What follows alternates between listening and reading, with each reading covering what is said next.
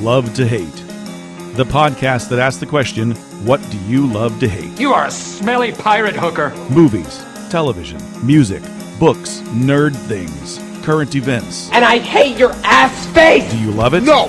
No! Hell no! No! Do you hate it? Whoa! Oh yeah! Oh yeah! Yes! You stupid, ignorant son of a bitch, dumb bastard! I fart in your general direction. Your mother was a hamster, and your father smelt of elderberries. No more foreplay. Love to Hate starts now. I am Brandon Luna. I am Philip Fullman. And this is Love to Hate, the podcast. As opposed to the book or the graphic novel or anything else that we may have. But hey, this is just a little introduction for you guys so you can know who we are before you listen to the show. And that way they can decide whether or not our opinions are valid. Exactly. But our opinions are valid because we're both awesome. Yeah. Well, it's a podcast, God bless it. So if it's on a podcast, it must be true. Exactly. And it's on the internet. So, Phil, tell me a little bit about yourself. Let's see. I've got a background in radio. Did that in my 20s. Then I sold out, went corporate, and then later got into education. And now I'm a professional cigar tender. Yeah. Yeah. So I've kind of very You're background forgetting your there. published works. Yes. I put out a couple of books that you can find on Amazon or Smashwords.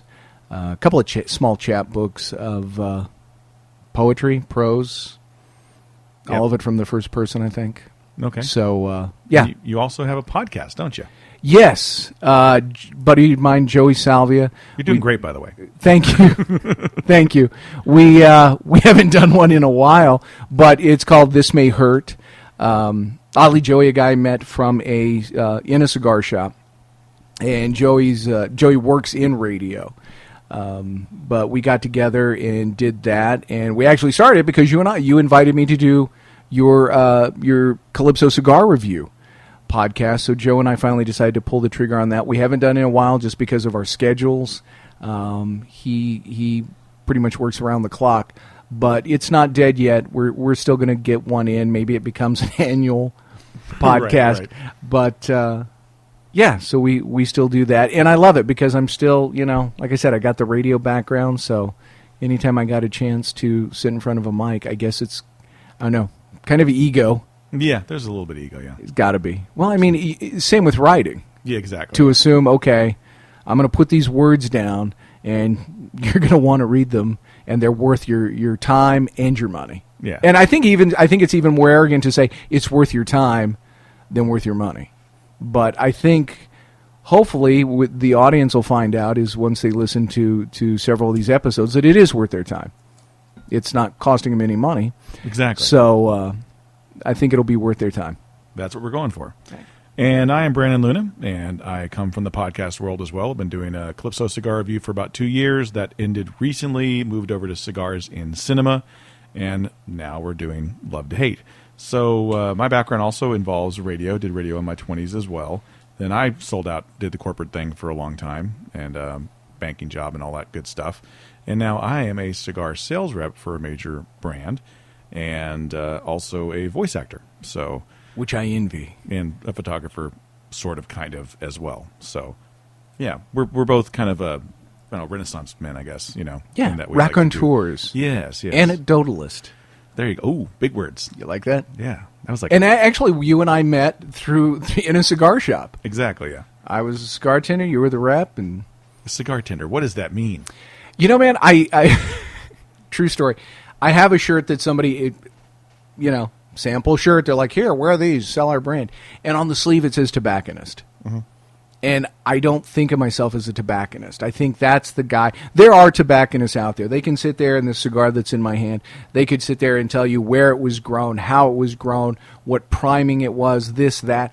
I don't know that. I can sit there and when a guy comes in, I can tell you how it tastes, how it burns, medium, strong, whatever. And I'm probably going to sit there and at some point listen to you gripe about your day or share your opinion or just, have a good discussion about family, something like that. So it's like a bartender, but with cigars. So I came up with the term cigar tender and then looked to see if it was taken. And sadly, there's a website that uses that in there, so I can't Can't copyright copyright that, but I would love to. But now my shirts say cigar tender. That's cool. Yeah, very cool. Yeah, we are cigar guys. So if you didn't know that already, just from listening to this little snippet, or if you hadn't heard our other shows, we are cigar guys. I started smoking cigars probably in my early 20s, took a big break, and then came back in my 40s and late 30s. I think I started smoking when I was 26. It was kind of towards the end of the cigar boom, and I'm still the only one of my friends who smokes.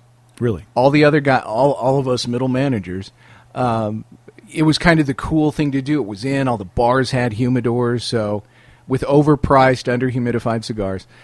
But it was the cool thing to do if you were out having a beer or whatever.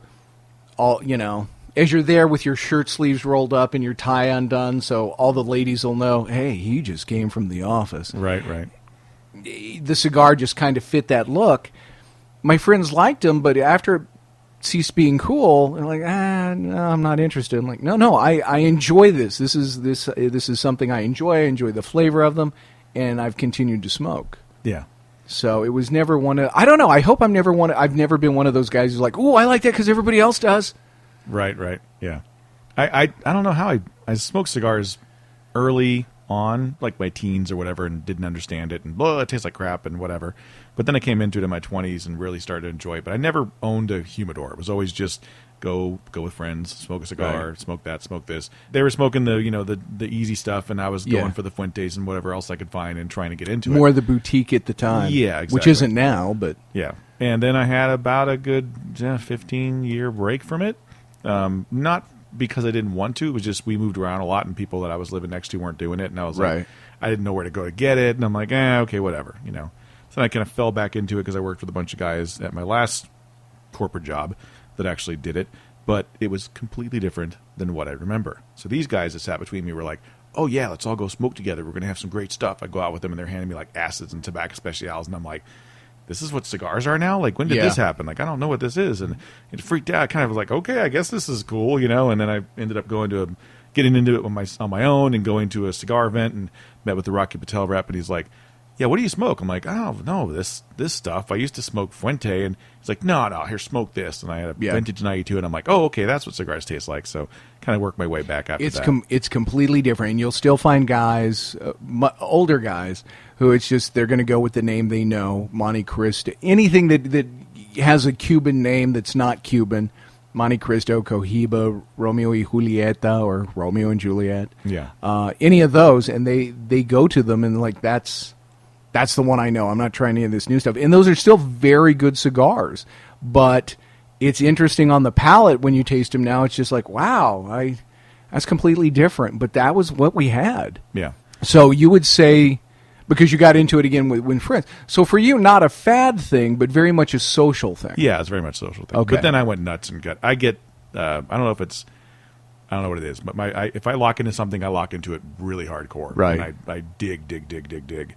So for me, the cigars became an obsession, and it got to the point where my wife's like, okay, you have enough cigars now. Like, why do you have 4 humidors and a cooler? Like, but I'm going to set them all on fire, and they'll be gone. So, right. So yeah, that's me. That does make a difference. Yeah, I think my palate's expanded, especially now I get to try more things.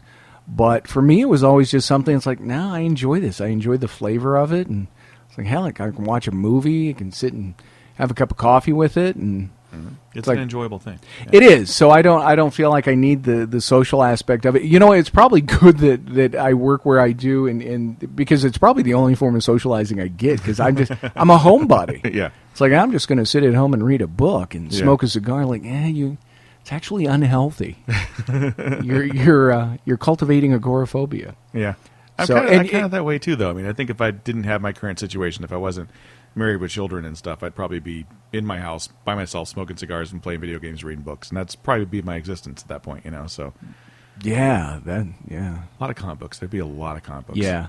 I'm kind of down on comics right now. Well, I mean, some independent stuff I like, but majority of comics out there just kind of... sounds like one of the subjects we could love to hate. You know what we should love to hate? Maybe we could talk about comic book movies. We could definitely. That would be something interesting. So yeah, the idea of the show is we're going to talk about subjects that we either love or hate, or just really love to hate.